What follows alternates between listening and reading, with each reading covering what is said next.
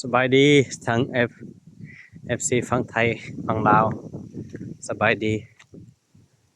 มื้อนี้ข่อยมาลิ้นมาเที่ยวพระราชวังเก่าพระราชวังหรือสิเป็นโบสถ์เนาะอยู่ไซส์เบิร์กเยอรมันเขาเจ้าเฮ็ดก่อขึ้นมาหลายรุ่นคนนี่กำแพงที่พังทลายลงก็สิมาชมบรรยากาศยามแลงตะเวนตกยามแลงนั่นแหละ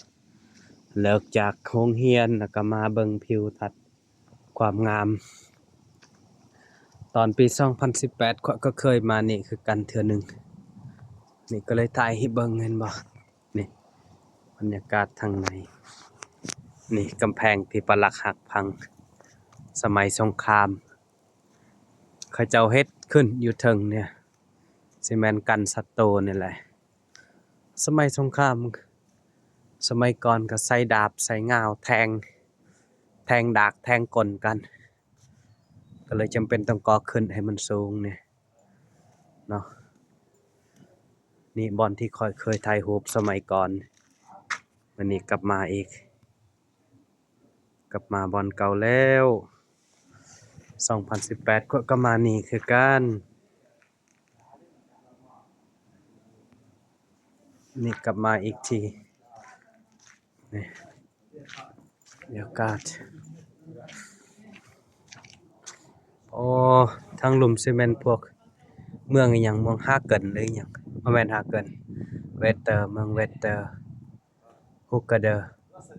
นี่บ่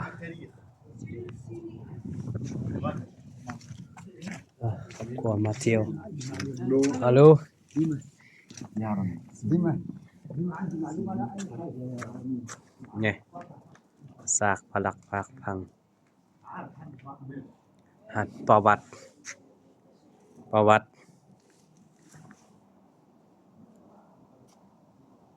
สูงเติบเด้อแต่มันพังทลายลง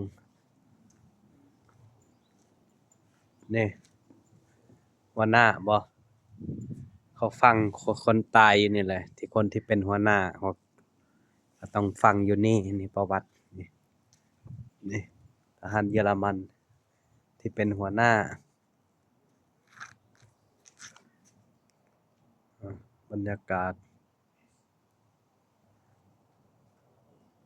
ข้อยก็ถ่ายรูปอยู่นี่ตอนนั้นอยู่นี่อยู่เทิงบ่ค่อยลืมมาอยู่นี่นะ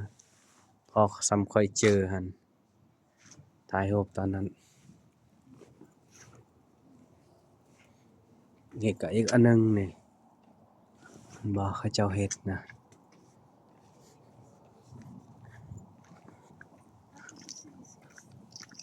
พระราชวังเก่า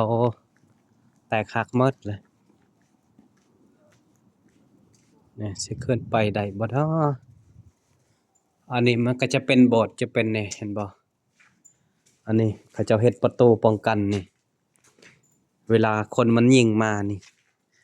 มันจะยิงบ่ถึกนี่คนยืนทางในนี่เห็นก็จะแทงเขานี่เข้าทางใดก็แทงทางนั้น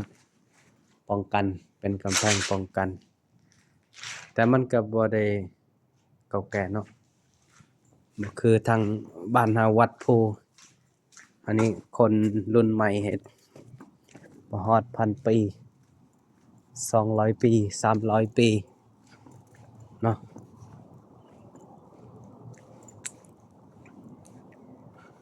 ลองเข้าไปเบิ่งอยู่หลุมแม่นหยัง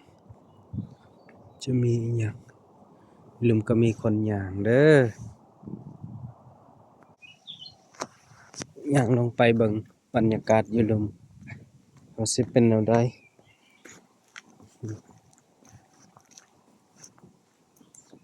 ค่อยมาตอนนั้นก็บ่ได้มานี่จะเป็นวิวอยู่นี่สงบเสงี่ยมทางนี้ก็จะเป็นห้องเขาเล่นพนันอยู่นี่คาสิโนทางนี้นี่แถวนี้เขตคาสิโนพวกที่มาเล่นพนันมาเสียเงินนี่ก็จะเป็นวิวเนาะวิวนี่วิวแม่น้ำนี่ในเมืองอู้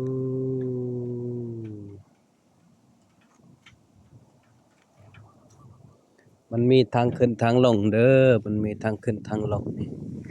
เขาสิลงไปเบิ่งนี่ลงไปเบิ่งแล้วก็สิกลับไปบ่อนเก่ากับบ่อนนั้นตอนนั้นเขาเคยมาอยู่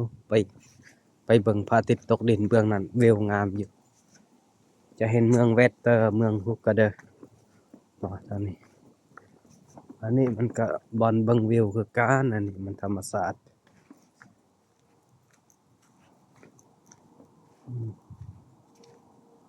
มีทางขึ้นทางลงเป็นภูผาสัน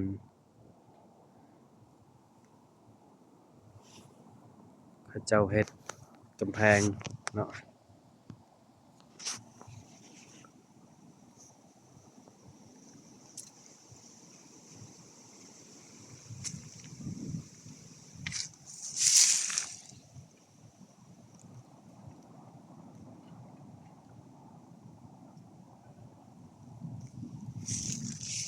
โอเค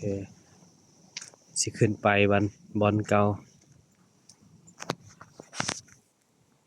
ไปเมื่อไปเบิ่งภาคเบิ่งนั้น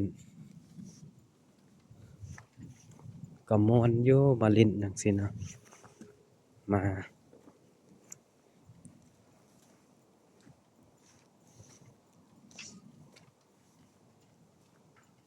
กาด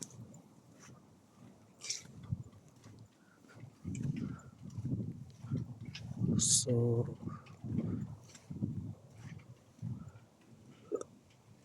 ช่วงนี้มันค่ำซ่า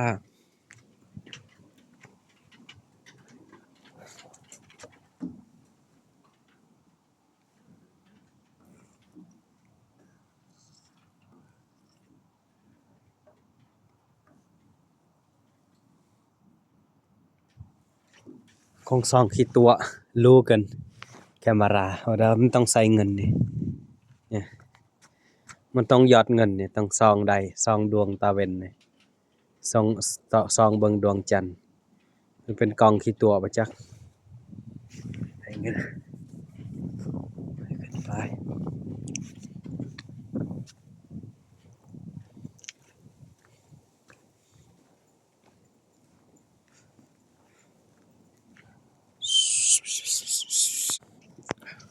นะก็กลับมาแล้ว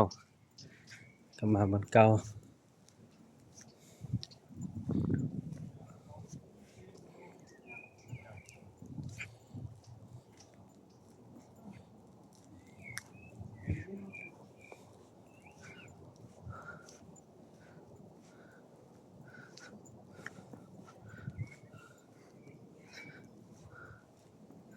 หันหอคอยสูงๆขึ้นได้อยากขึ้นอยู่เนาะ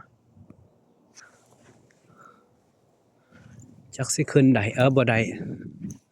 ผมเคยลองไปเบิ่งเป็นหอคอยสอดแนมศัตรูโจร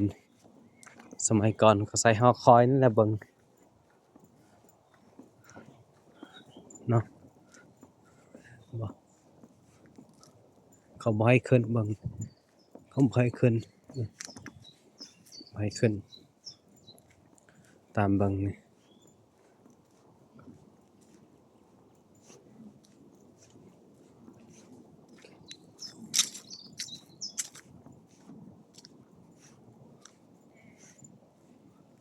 อาจจะให้ขึ้นก็ต้องเสียเงินอืมอาจจะเนาะเพราะว่าเขาปิดนี่บ่ได้เปิด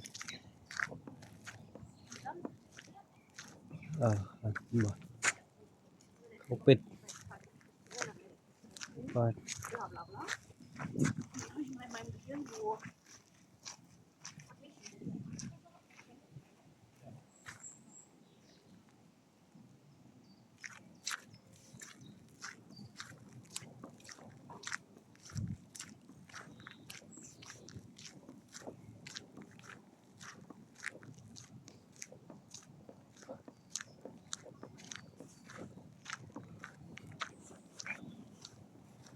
พูนจุดคนหลายอยู่พูน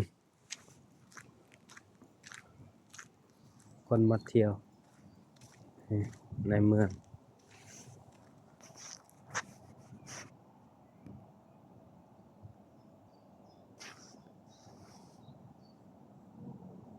กล้องวิดีโอบ่แจ้งเด้อในเมืองงามอยู่นี่บรรยากาศพูนอืมเงียบสงบอยู่ป่าอยู่ดงเขต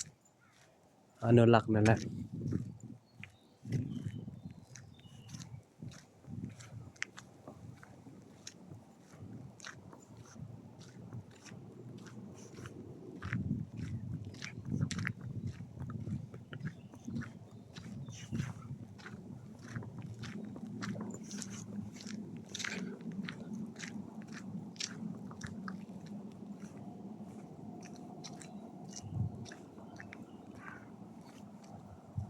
ลงกันไดกล้องมันจะสั่นเออข้อยก็บ่ได้ถ่ายเนาะบ่ได้ถ่ายประจำคลิปก็แล้วแต่ลมณ์อยากถ่ายก็ถ่ายอยากถ่ายก็บ่ถ่ายก็บ่ได้หวังอิหยังก็ถ่ายแชร์ให้ FC ที่ติดตามเอ่อพอได้เห็นบรรยากาศเป็นแนวใดผู้ใดที่ยังบ่ทันได้ไปต่างเมืองนอกเมืองนาก็เบิ่งเอาบรรยากาศเด้อนี่ผู้ใดได้ไปก็ถือว่าได้เห็นแล้วอยู่ยุโรปเยอรมันก็สิเป็นจังซี่แหละอืม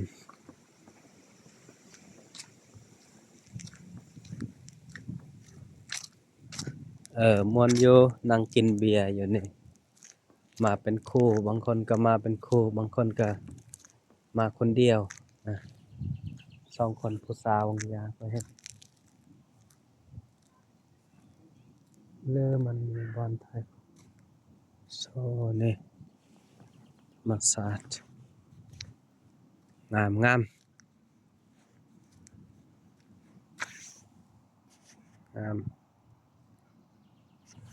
โอเคเด้อก็สิจบวิดีโอเด้อพอแล้วก็สิถ่ายรูปเอาบัดนี้ถ่ายรูปสาวเพิ่นย่างสาวใส่เสื้อขาวงาม